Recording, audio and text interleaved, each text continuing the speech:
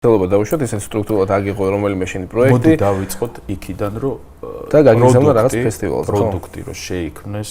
მე ხო ვარა ესეთი გიში, ხო? მე მჭირდება პროფესიონალური ოპერატორი, მე მჭირდება ჯგუფი, რომ ეს ჩემი სიგიჟე, ეს ჩემი პოზიცია, ეს ჩემი ხედვა გადმოვიდეს ფირზე პროფესიონალურად. მე არავინ არ მეხმარება. როგორ უნდა შექმნა შენ პროდუქტი, როდესაც აფინანსებენ შოკოლადის რეკლამის ან მიბაძვით გადაღებულ ფილმებს. იმიტომ რომ იქ იციან, რომ ის გამოვა, დაიდება და ის არის კარგი.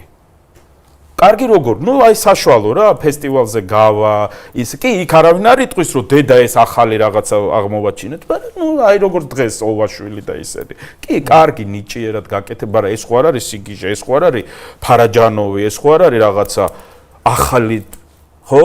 რაღაც პოზიცია ისეთი. კი, ნიჭიერია, მაგრამ სად არის იქ? ხო ხდები რასაც? ხო და მაგაშია მე მიწევს ყველაფრის მე თვითონ გადაღება. როგორ გინდა დაფინანსების გარეშე?